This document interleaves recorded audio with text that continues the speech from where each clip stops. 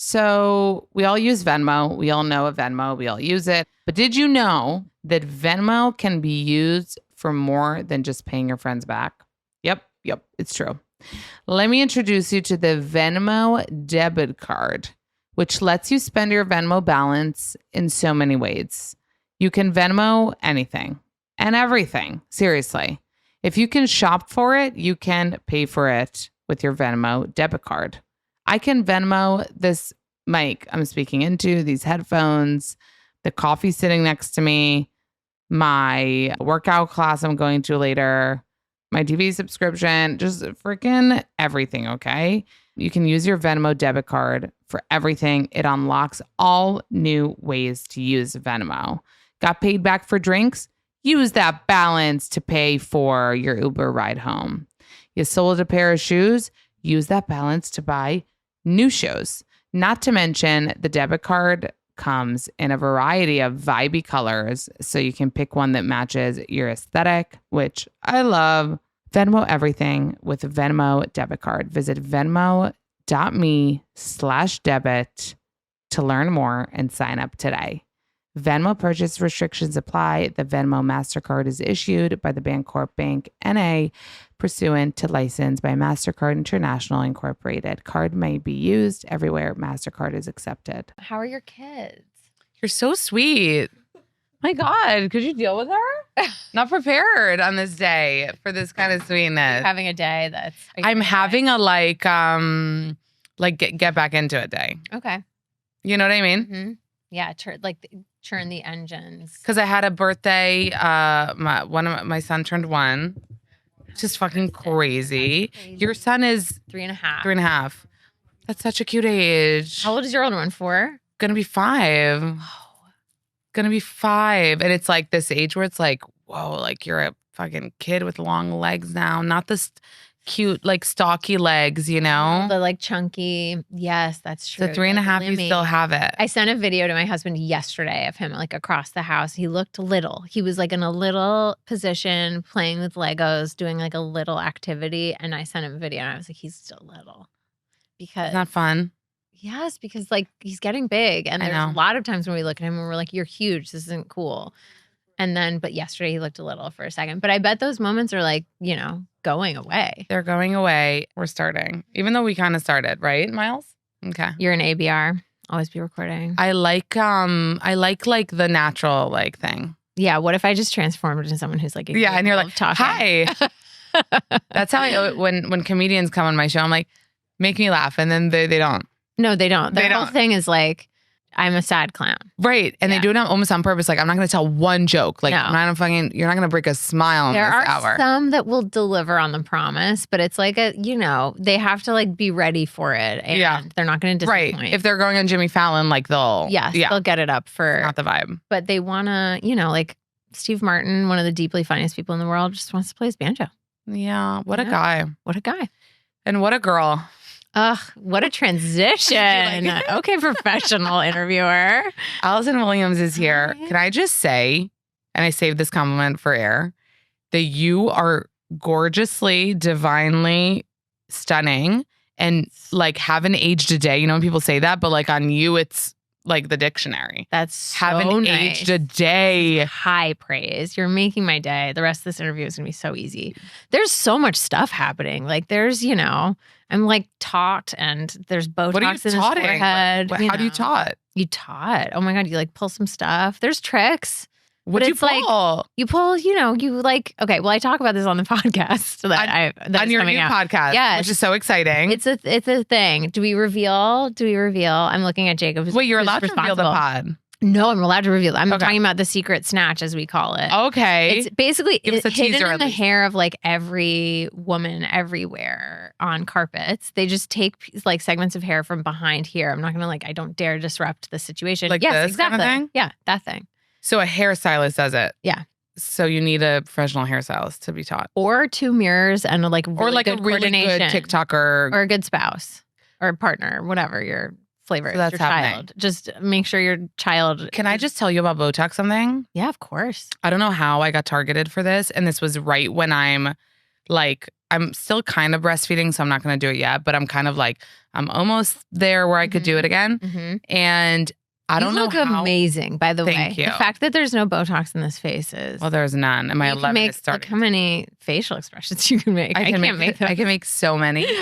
And I got to this Instagram, like, what do they call it? Like a TikTok hole, but an Instagram hole of no talks. It's called no talks. Oh, yes. And they're with all like saying it could literally... No, but not only the what can you do with the tape, which I've tried and I look so dumb, is that it is so scary. Like, I don't want to scare people because I'm not like fear mongering, but botulism. Right. That's what people are saying. Yeah. And then all the things that people are saying had happened to them because of it. And I don't know how I got there. And now I'm scared. Okay.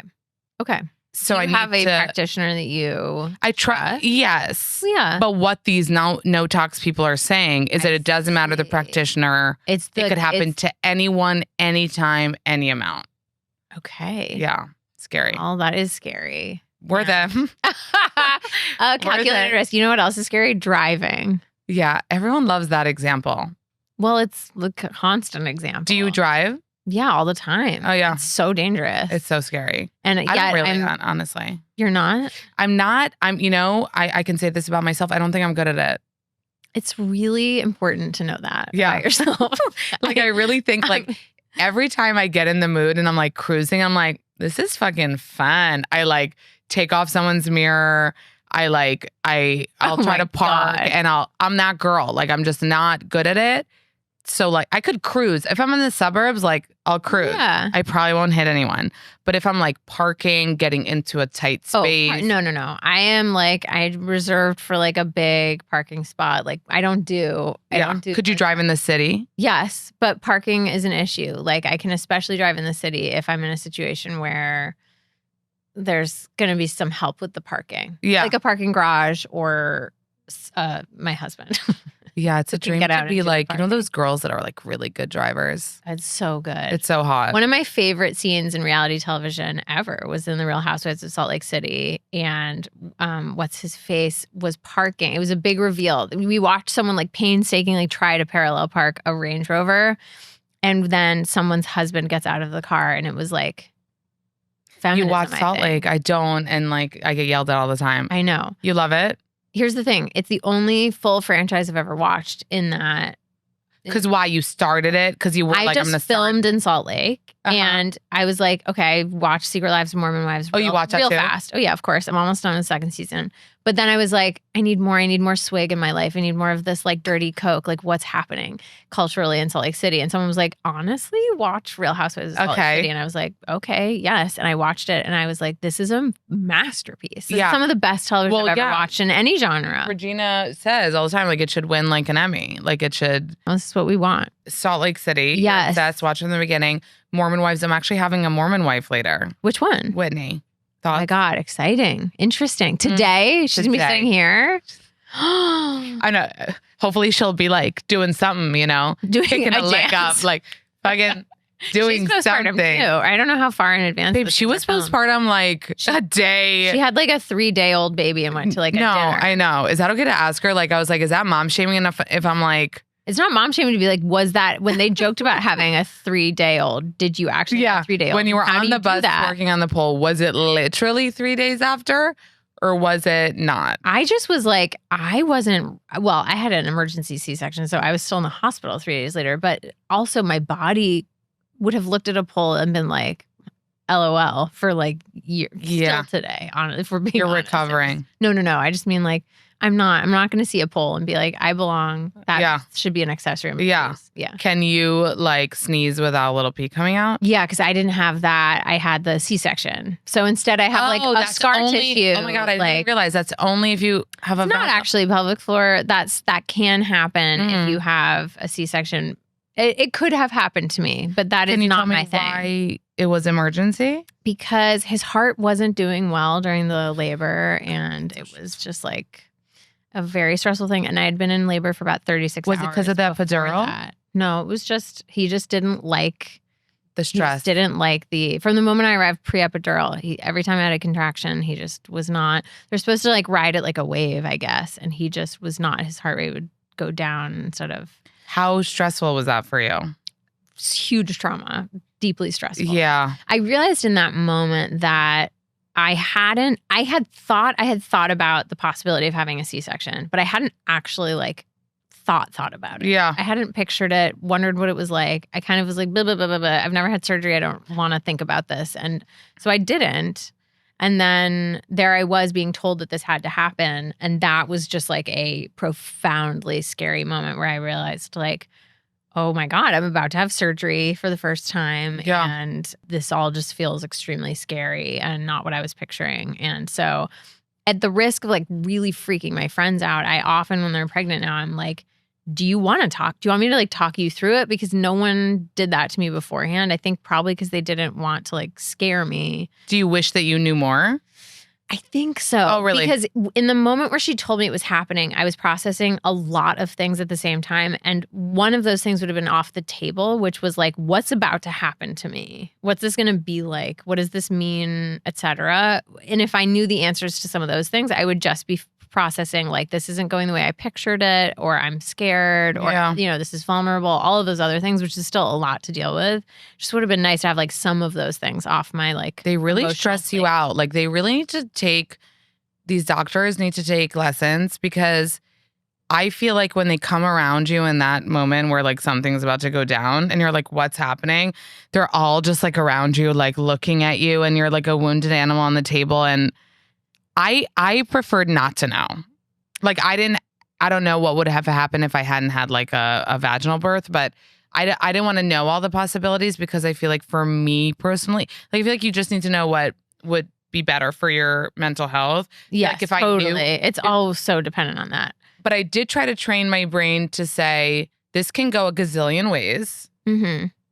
This is a wild ass thing, which that's what I like to remind people. Like, this is a crazy thing that we do. That's like, human nature and evolution, and it has been done forever. No. It is still insanity. When after having Arlo, I like looked around the world and was like, everyone, I keep saying this, everyone got here one of two ways. There's only two ways to get here, and every single person got here one of two ways. Yeah. Like either through someone's abdomen or through their vaginal birth canal. And I was like, that's insane. Everyone And so far, other than Megan, everyone got here that way. And yeah, exactly. And it's like, it just kind of blew my mind, because I was like, that was hard and scary and intense. And even if it hadn't ended in an emergency C-section, it already would have been really intense. And all the women that I know who have had kids are actual like superheroes. Yes, but it's seen as such a rudimentary, like normal ass like when thing. I watch like The Bachelor or something. Have you ever seen that show? Oh my God, listen. But do you still watch? I'm behind by a season because I've been filming like a crazy person. Wait, you're like only behind a season? I'm behind a season and a half. But yes, I am a like card carrying. I can't overstate how invested I am in Bachelor culture. What's your favorite season? Oh, I knew you were going to ask. I know how you feel about the Nepo era, but I didn't love. I feel that's like Matt James. I know. How and I'm broken sorry. were you by their- My condolences to you for their breakup, because I know it's tough on you. For her, I always felt for her. I wasn't upset that like this seemingly perfect couple broke up. I was upset because like you could just tell how in love Rachel Kirkconnell. I wasn't like a huge consumer of the two of them, but I just know that this is very important to you emotionally. So I'm really sorry for your loss of their coupledom. My favorite season, I don't know. I loved Caitlyn. Yes, I think but the Emily Maynard one was so deranged. I loved that one. I loved that era, like Brad Womack, Emily Maynard. Like that's old some school. old school. Yeah. But are you caught up like Caitlyn and Dean? Oh, yeah. And all these Bachelor in Paradise romances and all the like. It's coming back this summer, Bachelor in Paradise. Thank God. I don't watch anymore. I stopped at Clayton. Let's go. Also, like, where is Gabby now? Like, how fucking insane. Incredible. A queen. A true queen. I'm obsessed with her. Insane. Yeah. But yeah, Clayton, I don't know. But I still feel like so happy and so proud that like I know this huge nation of people. Like I couldn't live without knowing that, Dean and Caitlyn are off in Nevada, you know? Just like in a van, like in love. In the van in love. Like that's literal probably. That is literal. Like, I just know, but I feel like those are the people that we should know, and whoever comes next, like, won't be that important culturally. Do you get what I mean? So gosh, it's a real. Like, who do I you can remember go. I don't know, like, exactly? how much time you want to spend on this topic. I'm like doing interview math right now. I'm like, I don't think she had allocated any time. You're to like, this. I don't think she's flipped a card since we No, started. but I honestly am like, Well, you should do on your pod a bachelor. Your new pod. they don't want to talk about it. Okay. They don't care about it. So I'll come on unfortunately, and this I'll is do a bachelor thing with you. They'll Okay. just sit and listen and go to school. Yeah. They need to be schooled. But what I was going to say is that, like, it is a psychological. There's a reason that our bachelor and bachelorette people do well in the Traders and all those other, like, reality competition shows, and it's because it's a gauntlet. Getting through that show is hard. It's a lot emotionally. She gets it. I'm passionate. You are. I am And impassioned. you love the Traders. Who Love knew you were the such a Traders. reality TV person? Love the Tradles is what I just said. Oops. Did everybody know this? Like, are you out there saying it to the world? Do you post about it? In my mind, yes. Yeah, but like the but world not- is enormous. the and world who doesn't- knows? yeah. I mean, everyone over there knows. And Love Island is coming back, and all will be well in the world. And you can keep up with your schedule watching Love Island? Here's the way I consume most of these shows, Okay. which is that I used to listen obsessively to news podcasts. And then for some reason, something happened in the world that made it incredibly painful to listen to the news. So I switched to watching reality TV during the times when, I don't know, I'm doing my like long ass What, like on skincare on an or iPad, like on an iPad or on Yeah. my phone or whatever. I just have it on and I'm watching it, and I love it this for is- you. I love it's that the you went best. from news to this. Oh yeah, Your I was parents like, must we be so gotta. proud. Yeah, my newscaster dad and my news producer mom are Yeah. thrilled. Somehow I still know what's happening in the world. Yeah. Like, I know the facts, but I'm not listening to like 7 podcasts in a row deconstructing like a Well, Supreme like, you Court need- decision. I could not do that anymore. Wow, I Also, can't believe they're you all ever did that. loved that. I was like but here's the Well, thing. you went to Yale. Like, you're super smart. Studying that, I just like wanted to be an expert on anything that could come up at any given time, and then I realized like, my anxiety is not a good combination with that amount of information. Like, you need I need to escapism a balance it little out. bit. Yeah. This is so important. I'm so glad the world now knows, like, how in reality TV you are. Very into it, Okay. but I'm not like, I need to keep doing Real Housewives. I've known Andy Cohen forever. I emailed him after Salt Lake, and I was like, excuse me, you're a maestro. you're like a great genius No, of I our can't time. believe This you. is unreal. And he was like, Stop. you finally watched one of the franchises. Okay. I was so it is so. Are you going to start Rhode Island? There's a Rhode Island. It's That's the new franchise. Oh my God, I spent Maybe summers I'll on Block start it, Island 'cause I growing up. wanna- Maybe I'm gonna watch Where were you? Block Island, Rhode Island. Oh, really? Really beautiful. So maybe but you don't would- know about it. I don't want anyone don't hear about it. Okay. Everyone fast forward, rewind, and then fast forward over this.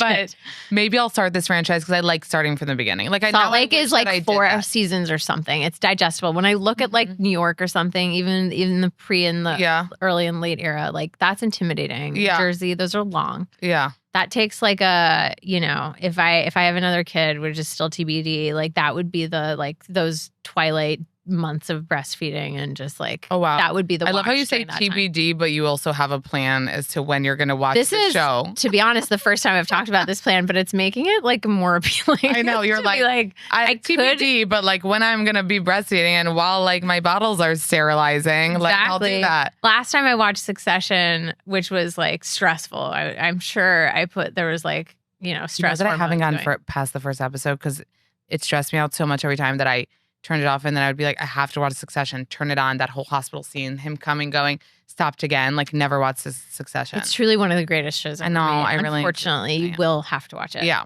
Yeah, but it's going to be great because it's so good and so funny. You Yeah. might just need to, maybe episode 3, you start to really get the Yes. humor of Get it. through the hospital of it all. Yeah, sorry about the hospital of it all. You know how no one tells you your hair might start thinning until it already is? Yeah. Same, because I didn't know that when you're postpartum, like you can have all these hair changes that are caused by anything from stress to hormonal changes, lifestyle, environment. Like that stuff can just happen. So if you want to be proactive about it or you want to try to combat it, let me tell you about Nutrafol. You may have heard of Nutrafol's hair growth supplements and wondered, do they actually work? It's a fair question. Many hair supplements overpromise and underdeliver, but Nutrafol is different. As the #1 dermatologist recommended hair growth supplement brand, it is trusted by over 1.5 million people and is clinically tested to deliver real results in just 3 to 6 months. It really targets like those root causes of hair thinning, like stress, hormones, nutrition, and aging. I'm taking the postpartum formula. It is breastfeeding friendly, so you could take that right away after you give birth. This summer, stop worrying about your hair and start making memories. For a limited time, Nutrafol is offering my listeners $10 off your first month's subscription and free shipping when you go to Nutrafol.com and enter the promo code NOTSKINNY10. Find out why Nutrafol is the best-selling hair growth supplement brand at Nutrafol.com, spelled Nutrafol.com. The promo code is NOTSKINNY10. That's Nutrafol.com, promo code NOTSKINNY10. If you guys know me, you know I am obsessed with Quince. I love Quince. I'm so happy that I know about it. I'm so happy it wasn't gate kept from me. I actually found out about Quince even before I started working with them because I was looking for like a good pair of linen pants. I remember when I went to the US Open a couple years ago and I just got such a great pair from Quince, so affordable, white linen pants. Perfect for the summer months and for all those summer looks. And yes, it is more affordable than other places you could get the same stuff. It's crazy because they use like the same factories that like these huge designers or retailers use, but they just save you like up to 80% because they don't have a physical store. You can get, like I said, 100% European linen shorts and dresses from $30, Luxe swimwear, Italian leather sandals, and so much more. I actually posted the other week like this bag and then like literally found a dupe at Quince. I have a nursing cover that I found that was like $100. I found its dupe at Quince for $40. Like, you're not compromising on the quality. I promise you that.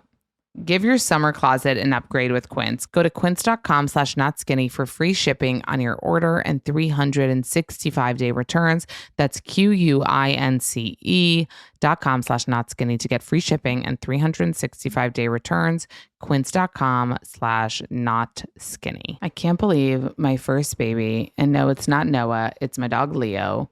I can't believe he's like literally 12. And by 12, it could be 15 by now because we keep saying he's 12, but he keeps getting older. The years keep going by and we're like, he's 12, right? Leo's been part of our family for that long. Today's episode is sponsored by the ASPCA Pet Health Insurance Program. I know you want the best for your pet. They're part of your family, and vet bills can really add up.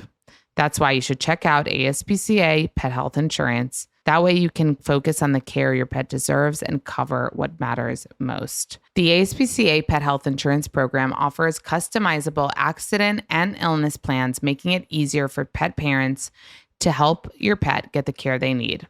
It's been around for over 18 years, and they've helped more than 600,000 pets. They allow you to customize your plan, helping ensure your pet's plan is as unique as they are. As you know, vet bills can really add up, especially when you're least expecting it. With ASPCA Pet Health Insurance, it's simple. You use their app, you submit a claim, and you'll receive reimbursement for eligible vet bills directly into your bank account. To explore coverage, visit aspcapetinsurance.com/notskinny. That's aspcapetinsurance.com/notskinny. Again, that's aspcapetinsurance.com/notskinny. This is a paid advertisement. Insurance is underwritten by either Independence American Insurance Company or United States Fire Insurance Company and produced by BTZ Insurance Agency Limited. The ASPCA is not an insurer and is not engaged in the business of insurance. Okay, let's get back to you. Okay. Let's get back that to was you. such a meaningful look. So you're from the East Coast, which we love. Yes. Connecticut, born and raised. Yep. And how often does like a Connecticut girl come into the city, like at that age, like high school and stuff? Well, we had very different high schools. You were like deeply cool. You were probably like quitting smoking at 15, whereas I had Marlboro Reds. Exactly. Yeah. That was when I went to college and there were the New York City kids. They were like, I have to stop smoking. I was like, I've never seen a cigarette. They were like, I've got to stop. I've been smoking since I was 12. And I was like, I've never been on a subway by myself. And they're like, God. I've been commuting on my own to school since I was 7. It's a different thing. It's a different thing. We would come into the city for like special things. It was always like to see Rent in middle school with my friends, or like to go out to a fancy dinner with my parents and to go to like a Broadway show or something. That it was always event based New York City trips, but it was not social. Like it was too I don't know, at least like growing up, maybe towards the end of high school, but not really till college was it a social destination for me. So then when you were doing Girls and you're like filming this New York City show. Yeah. So aside from Lena filling you in, because we were talking about that before, Yeah. like you didn't really know. I knew from college. Okay. So I went to college with a bunch of people from New York City. So I kind of knew But like are Yale, and I'm totally like stigmatizing everybody. Are Yale New York City kids like the type of New York City kids that like went to my high school? Like I feel potentially. You think? If you knew, yeah, for sure. I mean, there's definitely a lot of the private school, like the prep school kids that go to That's what the I would Ivy League picture. schools, but also like kind of from everywhere. And it's a bigger school than people realize. In its portrayal, it's often there's like 100 kids in the class and they all are in Gossip Girl. It's like, that's not true. But You're it like, is, just me. and yeah, it's just me. But no, it was like I knew a bunch of like city kids. They just had a different like they were much more mature, street smart, Drugs obviously. mature, you guys. They sure do. I love like your philosophy about like trying stuff when you're young. And it just felt like also the combination of cars. When you grow up in a suburban area where your peers are driving each other, the stakes for substances are like way, way higher. Even though in New York doing that stuff is also dangerous. You can like wander onto the wrong block and like stakes are really high also. But it feels different when you're driving. And so drunk driving and driving under the influence of anything was like that's so a really big deal where like we really like it's dangerous what we did, but we were also taking the subway. Yeah. Or like sitting on a stoop. Yes. Or it's very different vibe. Wow. Yeah. Thank God then that like this is happening mostly in New York. And especially given that you're a self-proclaimed not very good driver. Like we're just lucky that you were. Thank fucking God. Yeah. I also got hit by a car like 3 times in my life. I'm also not a good walker. Oh, my friend Jamie's like this. Yeah. She has But it was like in slow-mo. It was like, you're coming, you're going, boop. Like that kind of thing. That seems like the hardest way to be hit by a car. That seems like it took both of you being the same personality type. A really old lady, like being like, are you coming? Am I walking? Should like we just do this? We just or like is this the inevitable? No, my friend Jamie talks about it. She's like a brazen, she walks and doesn't listen or look. Like she doesn't, none of the rules we teach our kids about like crossing a street. She's just like, I'm just going to go and it's whatever happens, happens. It's crazy. She lived in New York for like a non-insignificant amount of time. Wait, so how long did you live in New York the whole time you were shooting? So I lived in New York from, I guess really from like halfway through 2011 to 2019. Oh, wow. 2018. And where were you in the city? Chelsea. Did you love it? Loved it. Yeah? Loved it. Why so Chelsea? Much. I don't know. You it felt like there? I loved, it felt West Village. I loved West Village. It felt, adjacent. Also very, like, I lived right on 7th Avenue. It was just easy to get everywhere. Did you have a roommate? I had a husband. You had a husband by then? Yeah. Well, not like by then, but I had a boyfriend who then became a husband. Oh. Yeah. And so, I had a roommate and a dog. So wait, when you were filming Girls the whole time, you had a boyfriend? Yeah. And what did he like feel about the sex scenes? Totally like pretty unfazed. Really? Yeah. Oh, that's nice. Yeah. I wonder how that is in Hollywood, like behind closed doors. Like it is. It's definitely among, if not the weirdest part of our job. Yeah. Because it's just weird when you're in a committed and people are cool and there's polycools and whatever, and not to be all tradish about it all. But like when you're in not to be Marnie about it all, but when you're in a monogamous relationship, your assumption is that when you kiss your partner, the next person who kisses that person will also be you. Yeah. And in this case, it's like you're going to go to work and like make out with someone else for like hours and hours and then come home. Yeah. And even when it's the one thing that is true that everyone talks about is the sterility of it is so intense. Right. Like the ability to find romance in that is baffling. That really ruins it for me that you guys talk about that so much. So sorry. Okay, I'll take it back. Not just you, but I feel like this is happening in a lot of interviews lately. I feel like actors are really opening up about intimacy coordinators, whether they used one, not used one. We didn't have them yet on Curls. Yeah, that wasn't the time for that. It wasn't. It definitely was, but we didn't have them yet. It was the time already? It would have been great because we had so many sex scenes to like prep and work through. Like it would have been so helpful to have someone who's like department head of sex scenes. Otherwise, it was just, I have this picture of Lena and Jenny like acting out the moment where Desi was like going down on me, eating my ass. And I have a picture of them who I think it's Jenny is like leaning over a windowsill and Lena's just like kneeling behind her, like smiling at me to be like, this is what we picture. And I was like, great. But they were busy. That should have been someone else's job. That should have been someone. Yeah. I guess like as just a viewer and consumer of all this, I picture more. I feel like it sounds like an intimacy coordinator is more about like keeping everyone safe. But I love that it's also just like, no, this is how you should. Oh my God. be. I'm like crazy about it. I think they're incredible because here's what happens. And I don't know if this is interesting, but it just is what it is. And to ruin it further, you started by complaining about this. And I'm like, I'm going to twist this knife deeper into your body. So basically, like, if you read a script, there's like a romantic scene in it. The intimacy coordinator talks to the actors and is like, how do you picture this? And what are your boundaries? Like, do you care? Can someone touch you anywhere? Are there red zones where you just don't want anyone to touch you in places? And you're like, you know what? My neck feels kind of like my neck and I don't want anyone touching it. So that's a red zone. And they're like, great. They talk to the director. They're like, what do you picture for this scene? Do you want, what is your dream version of it? And then the intimacy coordinator is kind of responsible for like bridging any gaps there are and communicating people's boundaries. And then by the time everyone shows up to do it, none of that is being litigated on the day. You already know what you're wearing for your nude covering, what the rules are, like if your co-star feels comfortable with a certain type of kissing or not. And so you're all just like ready to go. Yeah, and that makes sense. So nice. That makes so sense. Nice. So someone's not like sucking your nipple like randomly and you didn't. Yeah, and you're like, that is deeply okay. Yeah, that's non-consensual. That's sexual assault. Yeah, even if it's on camera. Yeah. But yeah, and I'm sure some people on some shows where there's a ton of sex, they talk about like, yeah, we eventually just told the intimacy coordinator, like, we're just like in a pact kind of where we get each other's boundaries. We don't need to do this every time, but like, thank you for being here just in case, you know? Yeah. It's especially helpful if you're with a new scene partner and you haven't done this a lot before. Right. If you feel comfortable with someone, maybe it's different. Yeah. I keep thinking about, because you did so much with Eben. Yes. Desi. Yes. And he's doing so well right now also. Yeah. Does it make you happy as like... Happiest. Yeah. Happiest in the world. He is like such a delightfully unique person. He's in working with him. the Bear. He's in Fantastic Four now. He's in the Bear. Yeah. He's killing it. He's so good in the Bear. It's like he is so good that I like think of almost he's more cousin to me than Desi, which is crazy. And maybe just because I haven't done like a rewatch or anything. Yeah. He's like, I so believe him in that show. He's so good. I saw somebody comment like from Desi to cousin. Yeah. It's just that's wild. The tweet. That's it. That's the tweet. That's it.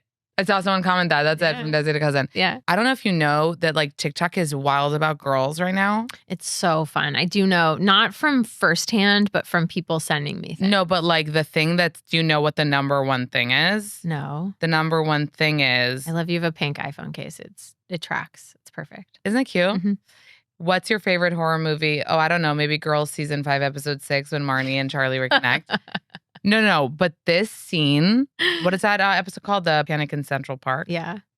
This is the episode of the whole show. Aww. The TikTok and like the internet just doesn't stop. Like, I love like all of it. And it's so wild because I've seen it like targets me because they know how much I love girls. And I watch every single one of those and I get chills every single time. You see him with the headphones, those fucking cute headphones. And every time you're wearing that red dress and every time you're on the floor with the towel and you find the thing.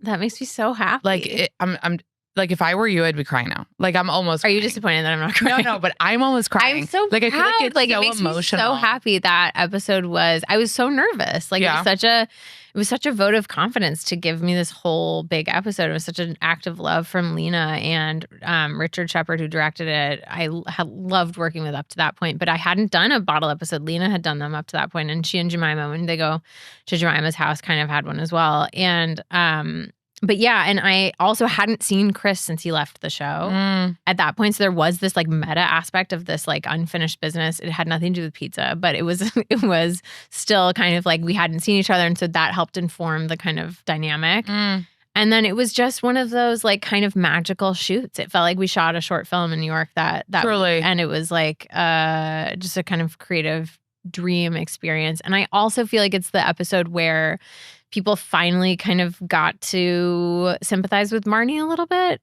Yeah. She was really hard to love in the beginning of the show, and it was season 5, so it took a minute. But it was an episode where she was kind of finally like, I don't know. She said those words like out loud in a way that was, I think, really refreshing for people to hear. Yeah. Around the Booth Jonathan era, she also felt that way, very lost. And honestly, from the very beginning of the show, she's super lost. But in that episode, she was literally lost and barefoot and vulnerable and had nothing. And there was something about that I think really helped like humanize her. Yeah. But I also, that episode is so interesting because I feel like it becomes resonant once you have enough of a past somewhere. Like you have to have like an X with meaning or an unfinished story. And so as people age and go through things in life, that episode means different things to them because once you have a person that you could run into in that way. And have your heart drop that exactly, way. Yeah. Then it means a whole other thing. That's what I think. Yeah.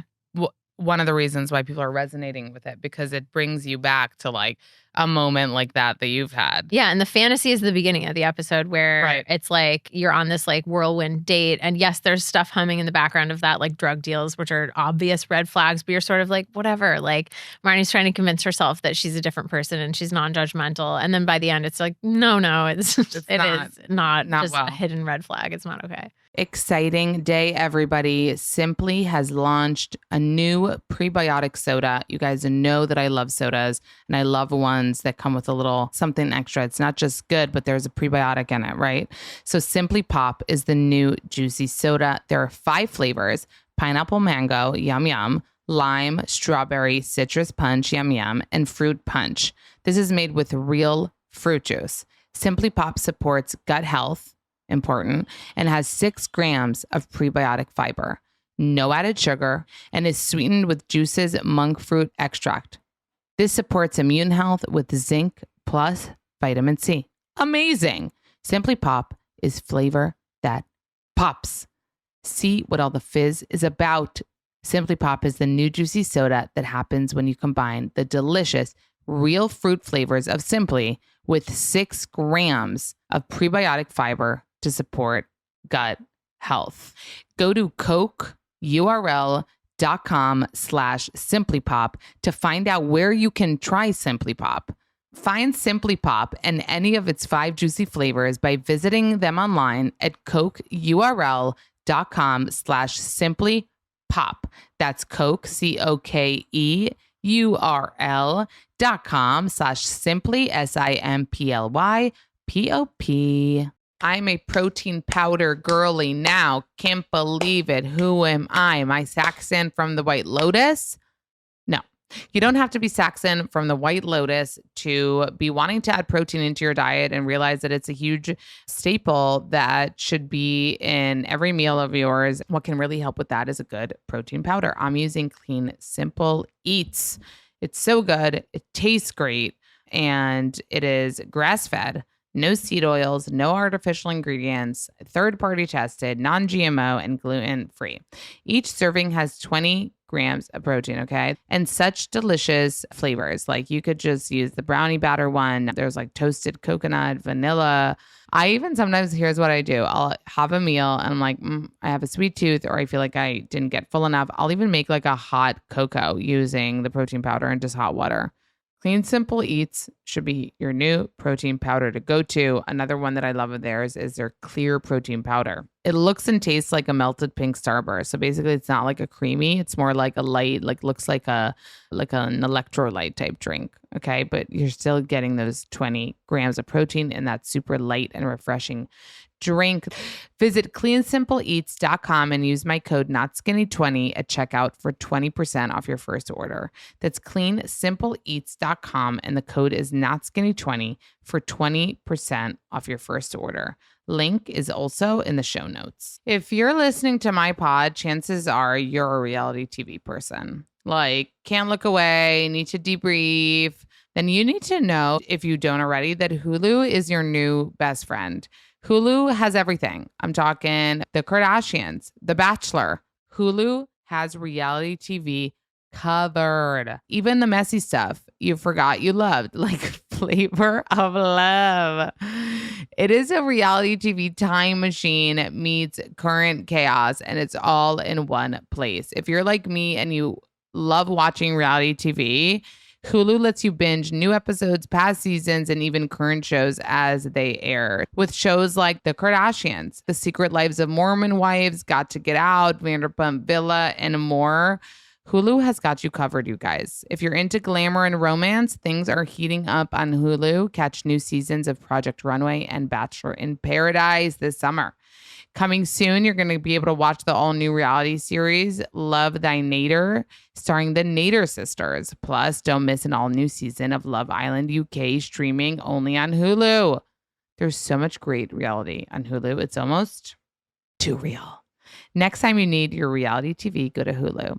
Hulu gets real. So how, because you didn't study acting at college. Yeah. When you grew up, were you into it? Like when? From like birth. Oh, yeah. All I ever wanted to do. Yeah. It was all I wanted to do. My parents were like, you know, they knew enough actors. They kind of asked advice and realized that they just wanted to delay it as much as possible because they could tell from my little personality that this personality and a child actor was just like a terrible combination. Why? I don't know. I've now worked with so many, like Violet McGraw, for example, who plays my niece/daughter in the Megan movies, is like a remarkable human being. She is totally a normal kid who also happens to be a working actor who works her ass off and is super professional, but still is like on a soccer team with her friends and has this like awesome dry sense of humor and is hilarious and fun and playful. And there is just something about that ability to be both professional and precise without being like a complete nutcase type A perfectionist. Okay, and you would have been that? I would have been that. And so it would have been really Marnie? bad. When you say stuff like that, it makes me feel like you have Marnie qualities. I know you hate it. Quality. I don't hate it. I have Marnie. I used to hate it more, I think. I don't hate it as much now because I'm like a little clearer on the distinctions between us. Basically, like I have a suitcase on my floor from like last week, you know? Okay. So she's wild, guys. But Marnie wouldn't. Yeah. So I don't know how to describe that. Yeah. I'm also still a type A perfectionist. Yeah. But like I can't with that suitcase. Yeah. It's full. Yeah. I've needed shit in it. I know exactly where it is in there, Yeah. but it's just like I can't go into it. I literally still have like, you know how you take your makeup in like a travel thing? Yeah, mine so lives like my makeup is there. Like that's where it lives in the travel thing. It lives in a travel. Yeah. But also, so I don't know how to describe that or like, I don't know. I also like my brain, well, this is also just hormonal and postpartum. Like I just, my brain is not as like sharp. If I don't write something down immediately, it's not there anymore. So yes, in some ways I'm very Marnie. And then in other ways I'm like scattered in a way that would shock people. Yeah. Maybe not shock. That's so you're strong. So your parents would be. But anyway, they were just like. Your parents would be scared that you would like just. The perfectionism, which they, I'm sure, could tell from or an like early the age. rejection would that would be really hard. But also in success, like in our business, like that can be as much of a mind fuck as failure. You know, there's all this weird delayed gratification, and you start to put your self-worth in these like different places where it doesn't belong. And I think they just thought like, let's buy us some time and let her get lived as like big a life as she can. Yeah. Before she lives a public life. Yeah. And I'm so grateful. I fought it at the time, obviously, because I was very eager to go and I knew what I wanted to do. But and then I subsequently was lucky enough to be around a bunch of actors I really loved and respected. And I asked them, should I go to like conservatory or should I go to a liberal arts school?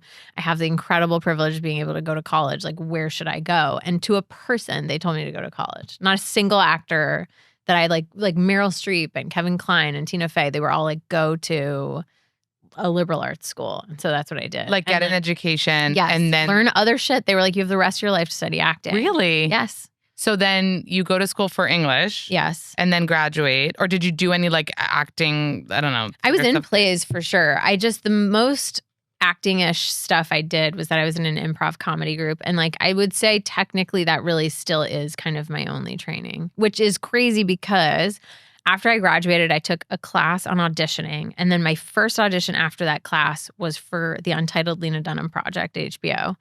And I was like, great, I can use my audition. I was like, I can use my class. I can use my printout with my like way to prepare an audition. I can follow all of this. This is so great. Obviously, I'm not going to get this part. It's an HBO show, but I'm going to use this to like practice my new audition skills. And I went in there and I did the scene. And then they asked they sent me out to learn another scene, and we did that. And then they asked me to improvise a scene with Lena. And I was like, oh my God, this is my only skill. They've just asked me to do the only thing I've been doing like constantly for 4 years. Improv. Was like, that was it. And I was like, happily, great, let's do it. Let's do more. And do you remember what the improv scene was? I think I was braiding her hair, or maybe that I just like put that into the action, which I immediately regretted because, as Lena would admit, she's not an enthusiastic hair washer. And at that age, it was even worse. And I just remember being like, oh, I regret this decision. Yeah. I don't know you at all. Like it didn't, I don't know. I was just like, this is a texture I wasn't expecting. But I like braided her hair, and then we got in the improvised scene they wanted us to do. I know was that we were in a fight and we had to resolve it. And I don't remember the content of it. I just remember it feeling like a very easy, based on the stuff I had been doing for all those years. Like I was like, oh my God, you're giving me the end of the scene already. Like that's even easier. And so it was just this really fun. I don't know. It was so fun. I remember walking out of the audition being like, that was so your first fun. Audition. Yes. But I didn't think I was going to get it. No, like, but like, that was insane. your first experience, like experiencing what an audition is like. And it was all women in the room. And it was this like cool group of people. Were you like, wow, I love this industry. I've waited my whole life to get into. By the way, not a correct advertisement of what it's like out there. I know. It's like toxic. There's sexual harassment. It's like disgusting. But yours what? That was incredible. No. I just mean in this industry. No, yeah. I had this amazing. Wait, where was the improv group in New York? Improv group was in college, my college improv group. Just Add Water, shout out. It was incredible. It was like, to this day, still my only formal training. Lena Dunham audition. Did you have an agent at that point? No. Well, yes, I did actually. But the audition came because when I graduated from college, I had been introduced to the idea of like YouTube videos going viral. I graduated in 2010, so it was like on the early end of this. Age. I thought so. We're the same exact age. I just turned 37. Yeah, 37 in April. Happy belated. How cute are we? Like 37 years young. 37 years. So, like too young. So young. Child brides, child parents. Child parents. Yeah, like, exactly. Babysitters. Like, yeah. Not even a nanny. We're just babysitters. Yeah. But anyway, so I had made this YouTube video that I made 3 of them actually. I only ever released one I was like, let's do live sound recording and one take and like gimmicks of combining songs. And I worked with this incredible team of people that I had met just through all these. It's too long. You don't have time for me to go into it. But anyway, we made these videos together. We made 3 of them. And I released the first one when I moved to LA. And because of my dad, who was a newscaster, it got like, so it's a little nepotism already. It got like picked up online because that was the thing that made it relevant. It was like, look at Brian Williams' daughter doing something. Like you had 0 YouTube subscribers at that time. Literally 0. You just uploaded a video to YouTube. Yes. And the media cared. Yes. Okay. And they picked it up. And Judd Apatow saw it. And they had been trying to cast Marnie for a while, and they hadn't been able to like really just find her essence anywhere. And they just decided to move casting from New York to Los Angeles to open up casting in LA just to see if they could find her.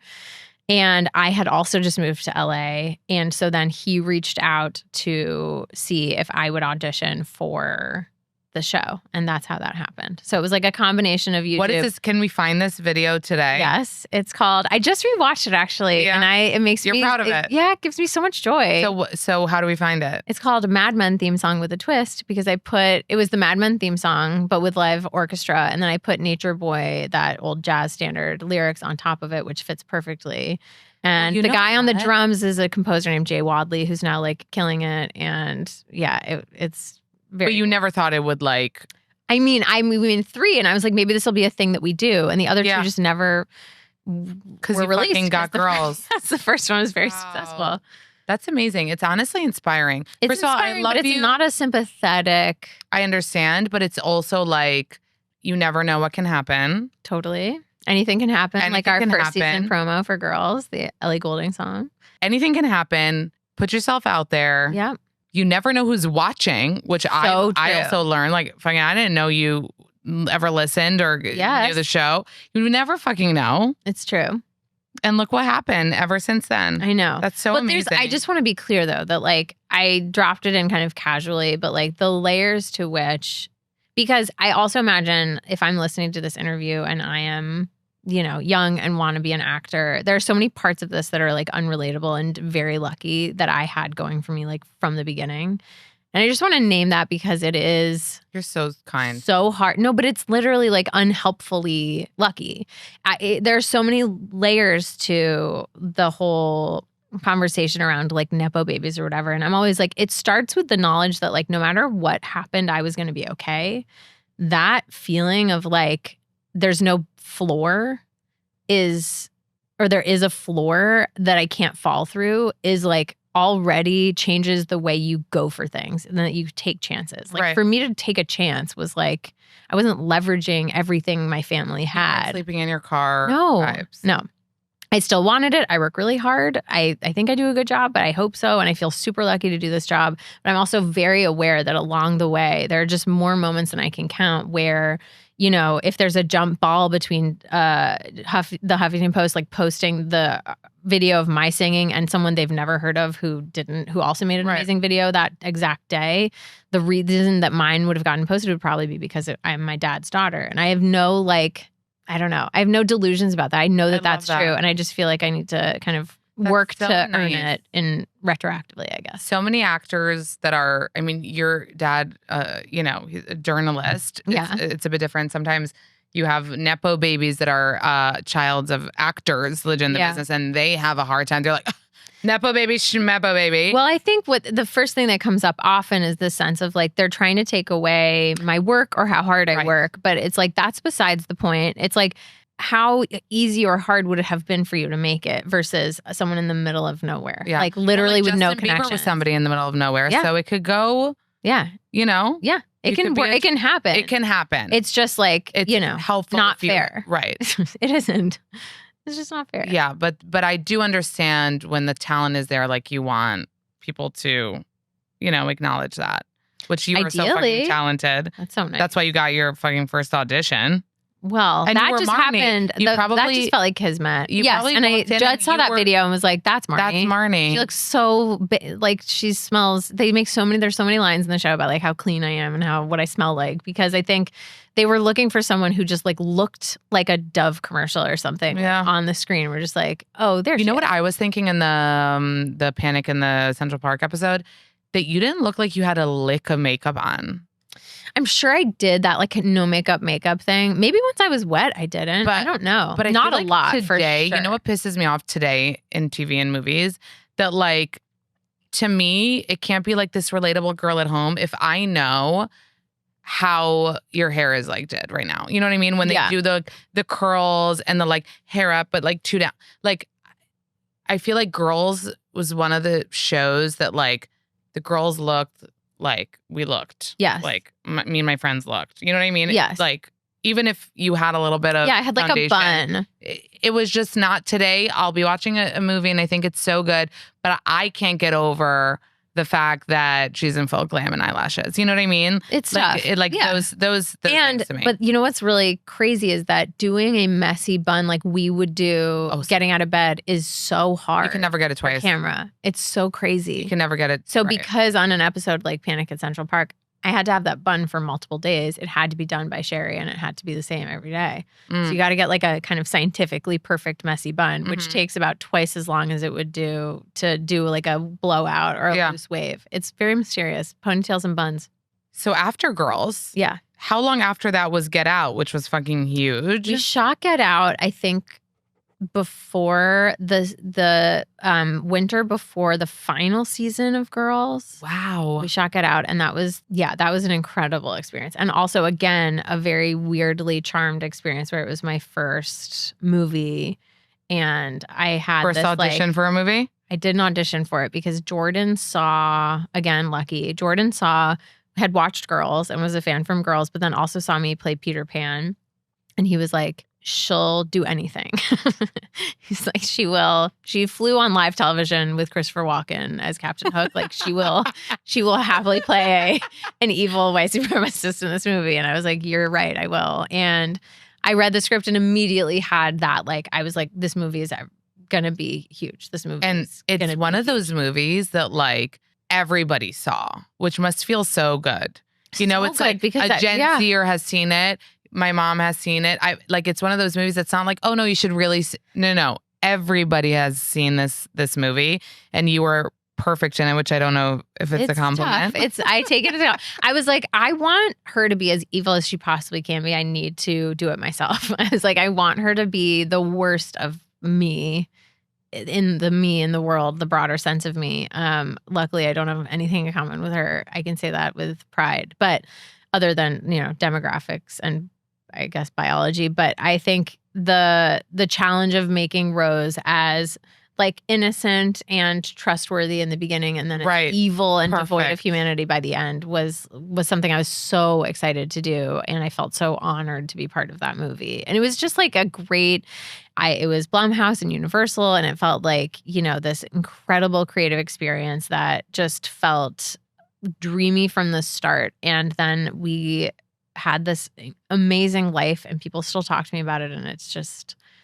Yeah, I feel extremely lucky to have been in that movie. You made fun a little bit of the Peter Pan thing, but it seems like you really pick projects, like you pick them. Like you don't just take anything that you get, like you want to make sure that you're doing something you're proud of. Yeah, I don't do a lot of things. And even Peter Pan, those live musicals are it's musical theater, and that's like not everyone's thing, and people can roll their eyes at the very fact of it. But Peter Pan had so much significance to me when I was younger, and when they were like, do you want to play Peter Pan? I was just like 100% yes. And everyone was like, was that a scary decision? I was like, it should have been, but I didn't think about it twice. And it was one of the most fulfilling creative experiences in my entire life. It was just a blast. But yes, I am very deliberate, possibly to a fault.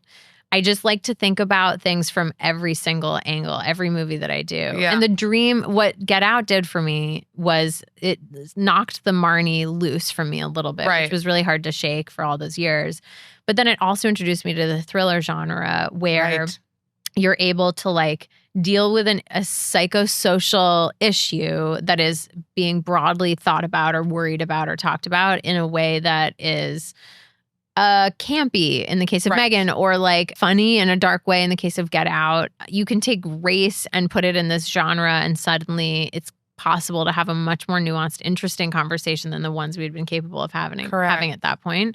And so then I kind of got addicted to being able to do that. And I did this movie, The Perfection, that was about sexual abuse within the confines of a music world. And that was similar. It was a batshit crazy, fun, awesome movie. And it's dealing with, again, a very serious subject matter in the thriller genre. And then when I got the script for the original Megan, it was at a time when all my friends were starting to have kids and freaking out about their kids' relationship to technology. And I was like, oh my God, this is it. Here it is again. This is that thing of taking this issue that people are quietly nervous about and putting it into its most exaggerated, campy, fun form, and allowing people to talk about it without it being scary, really. So how did you get into producing it? You got the script for acting in it, right? Yeah. So how did you get the producing? I think I've basically always done some amount of producing on the stuff that I was in from Get Out on. I've just always, my brain just needs to be involved in addition to the other parts of me with the stuff that I work on. And with Megan, I knew that was something I wanted to start doing. And so I can't remember if it came with the offer, the EP credit for it, but I jumped at that opportunity. And since then, other than Fellow Travelers, everything I've been in, I've also either been an executive producer or a producer on. And I take that role extremely seriously. Yeah.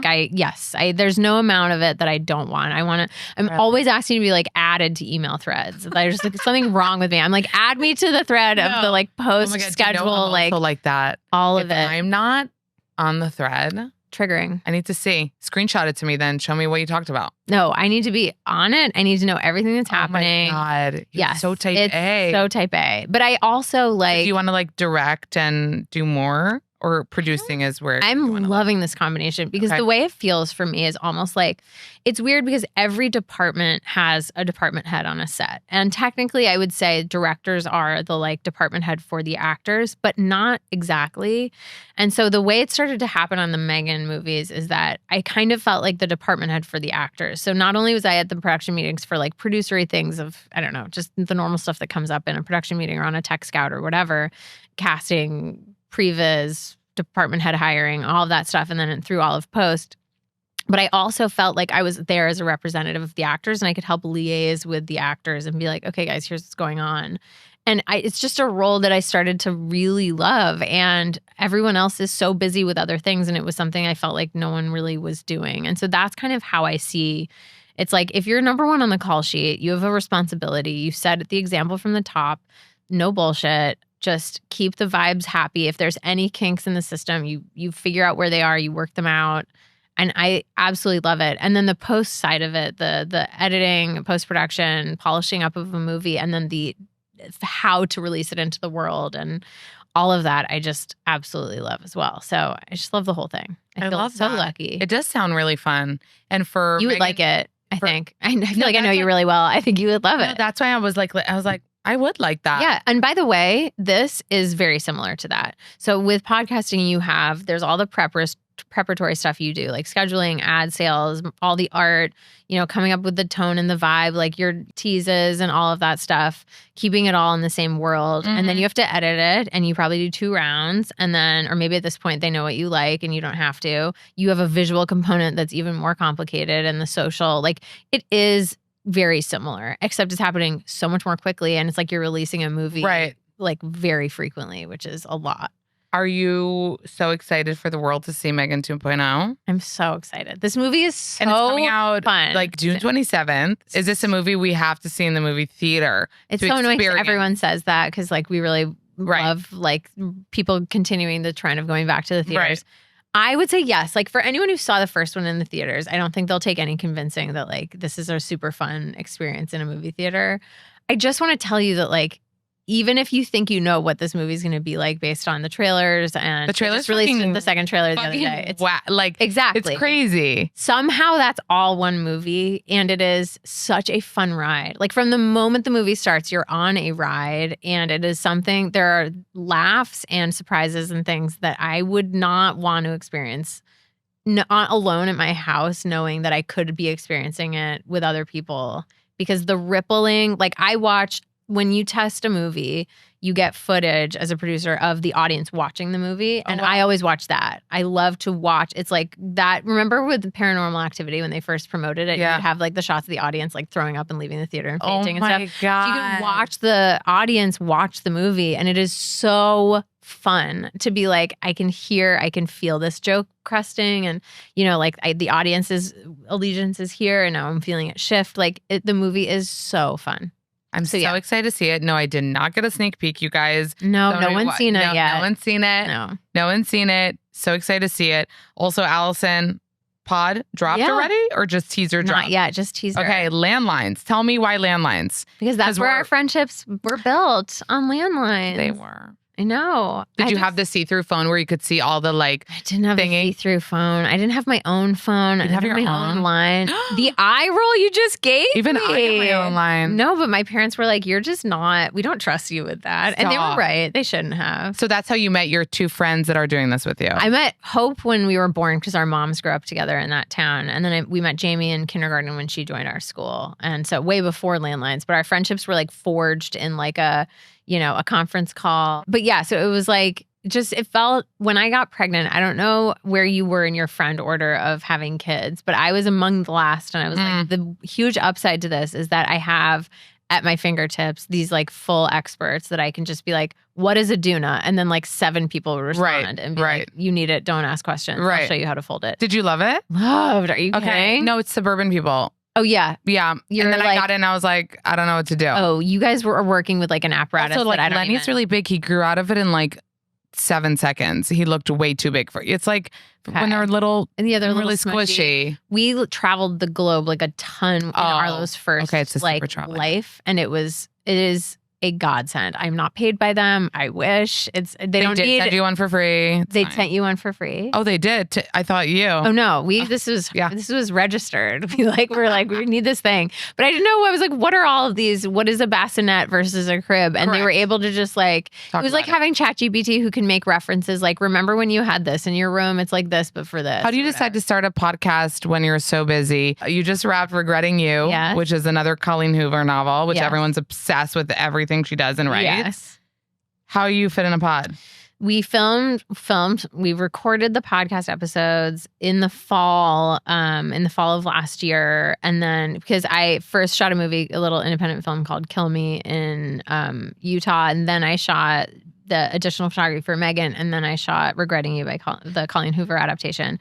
Yes. And so now the podcast is coming out. And so we recorded all of the episodes in the fall of last year. And we've just been tinkering with them. So what's the release date for that? June 8th. It's coming out June 8th on Monday. So it will be out already. It'll be out. Yeah, exactly. Is an episode dropping once a week? Yes. Okay. Mondays? Yes. June 27th, we have Megan 2.0. Yeah. And is there any date for Regretting You?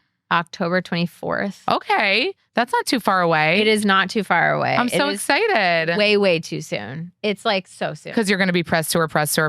No, it's just makes me nervous from a producer standpoint whenever the release date for something. Are you producing on that one as well? I'm an EP on that one. Amazing. Yeah. Yeah, I'm very happy about that. I didn't get to, on both Kill Me and Regretting You, because of the Megan of it all, I didn't get to fully be there for prep and for post and every part of the production. But the EP part of it is just the greatest. It's the best. You're the best. I'm so happy you came on. There's so much more I wanted to talk to you about. It's just not enough time. Come back for... Can I come back in October? Regretting You. We'll talk more. Okay. Well, okay, your homework is to watch Real Housewives of Salt Lake City. I promise. She wants to murder me. Look at that face. Yeah, that's murder. Big eye. Full face eye roll. Her whole face rolled. Keep saying it deserves an Emmy. I will. What's my homework? What do I need to watch? Oh. Do you watch Summer House? Early seasons. Should I tune in again? Should she tune in again? Yeah. I should. What else do I watch? Watches a lot of like shows. She's not really that real. Oh, well, same. What show? What do you... Oh, I mean... Your Friends and Neighbors. Oh, I haven't started that. So good. Okay, that's my homework. We'll talk about it next time. Okay. Perfect.